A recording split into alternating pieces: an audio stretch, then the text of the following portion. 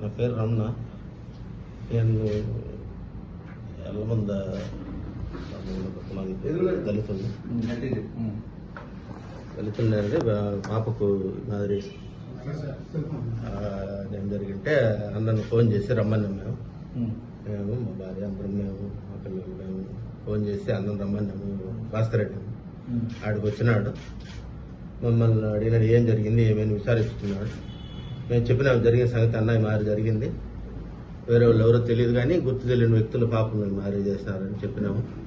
చెప్తే పాడికి లోపల పోయి చూసినాడు. చూసి పోలీసు వాళ్ళు పాపను అడుగుతా ఉంటే, మీరు లేడీ పోలీసులు ఉంటారు కదా చూస్తారు, మీరు వద్దులే అని చెప్పని వాళ్ళ పోలీసు వాళ్ళకి చెప్పి బయట రమ్మని సార్ అన్న కూడా భాస్కరెడ్డి అన్న కూడా బయటకు వచ్చేసినాడు.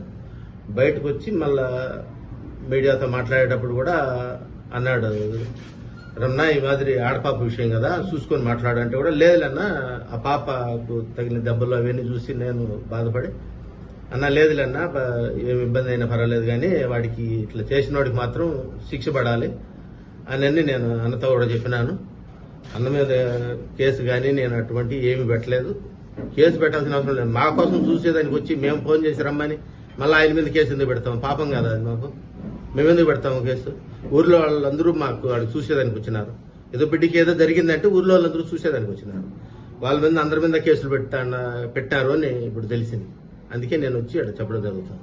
నేను ఊర్లో వాళ్ళ మీద ఎవరి మీద కేసు పెట్టలేదు. నా కేసు నేను ఎవరి మీద కేసు పెట్టలేదు, పెట్టాల్సిన అవసరం కూడా లేదు. ఎందుకు వాళ్ళు నా బిడ్డకు బాగాలేకపోతే చూసేదానికి వచ్చినారు. నేను ఎందుకు వాళ్ళ మీద కేసు పెడతాను? పాపం కదా అది. విషయం ఏంటంటే మీడియా ఎక్కువ ఇది చేస్తారు. పేపర్ మీద సంతకం పెట్టమని సంతకం పెట్టించుకున్నాను నా దగ్గర. పోలీసు వాళ్ళు వచ్చి మాదిరి మాటకి మీడియాలో వేస్తారు, బిడ్డను అట్లా ఇట్లా చేస్తారు, సంతకం పెట్టమన్నారు. సంతకం పెట్టిన అంతే. అంతకు తప్పితే నేను ఎవరి మీద కేసు పెట్టమని చెప్పలేదు. నాకెవరు ఇబ్బంది పెట్టలేదు. నన్ను అసలు ఎవరితోనో నాకు వచ్చిన ఇబ్బంది లేదు. నేను ఎందుకు కేసు పెడతాను? నా బిడ్డకి బాగాలేకపోతే ఇబ్బంది జరిగితే చూసేదానికి వచ్చినారు. నేను ఎందుకు కేసు పెడతాను? అది జరిగింది. మళ్ళీ సార్కు వచ్చినాడు డిప్యూటీ సీఎం నా దగ్గరికి. నేను వచ్చిన అతని దగ్గరికి వచ్చి విషయం చెప్పిన. సరేలే మాట్లాడదాం రా అని చెప్పని సార్ దగ్గరికి పిలుచుకొని వచ్చినాడు. అంటే పోలీసులు మీకు అసలు కాగితంలో ఏం రాశారు? నాకు తెలియదు. నాకు చదువు రాదు. వాళ్ళు అదే చెప్పింది. మీడియా మాటకు మీడియాకి వేస్తాడారు, అది ఎయిర్ నువ్వు సంతకం పెట్టు అని చెప్పినారు. సో చివిరెడ్డి భాస్కర్ రెడ్డి గారి మీద కానీ నాగార్జున రెడ్డి మీద విషయం తెలియదు. సో ఇది మీకు తెలియకుండా పెట్టింది తప్పుడు కేసా? తెలియకుండా పెట్టింది. నేను ఎవరి మీద నేను ఆయన మీద భాస్కర్ రెడ్డి మీద కానీ నాగార్జున రెడ్డి మీద కానీ ఇంకో ఆయన ఊర్లో ఉండే వాళ్ళందరి మీద కూడా నేను ఎవరి మీద చెప్పలేదు నేను కేసు పెట్టాలి. నేను చెప్పలేదు కేసు పెట్టమని. సో ఇప్పుడు ఆ కేసు మీరు వెనక్కి తీసుకుంటారా? అంటే మీరు తెలియకుండా పెట్టారు కదా? తెలియకుండానే పెట్టినారు కదా. మరి నేను ఎందుకు పెడతాను? నేను చెప్పింటే కదా మీరు పెట్టాలి. నేను చెప్పలేదు. జరిగిన వాస్తవం అది. నేనైతే చెప్పాల కేసు పెట్టమని ఒకటి.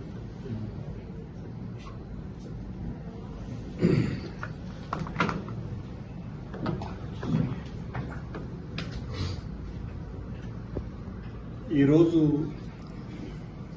ప్రభుత్వంలో మేము లేము. మాది అధికారం కాదు. పోలీసు వ్యవస్థ మా కింద పనిచేయటం లేదు. నారాయణ స్వామి గారు కావచ్చు లేదా నేను కావచ్చు, మేము రమణ గారిని బలవంతంగా ఇక్కడికి తీసుకురావాల్సినటువంటి శక్తి మాకు లేదు. ఆయన చేత ఇలా చెప్పించాల్సినటువంటి, బలవంతంగా ఆయన్ను ఒప్పించి ఈ రకంగా చెప్పు అనాల్సినటువంటి శక్తి సామర్థ్యాలు మాకు లేవు.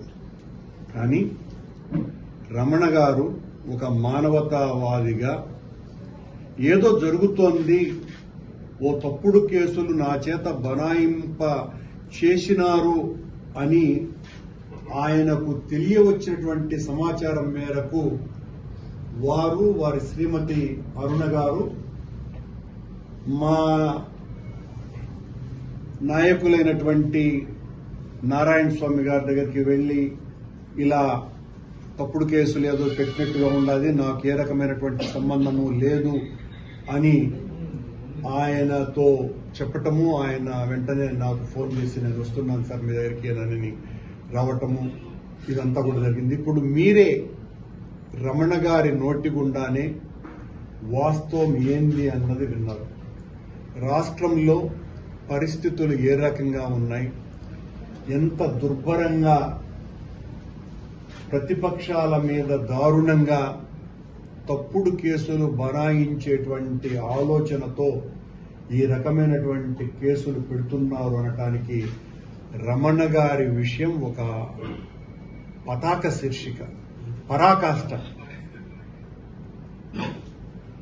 తన కూతురుకు జరిగినటువంటి అన్యాయం మీద ఆయన విజ్ఞప్తి మేరకు భాస్కర్ రెడ్డి, ఆయనకు సంబంధించినటువంటి ఆయన అనుయాయులు అక్కడికి వెళ్లారని రమణ గారే తన నోటి గుండా ఇప్పుడు చెప్పడం జరిగింది.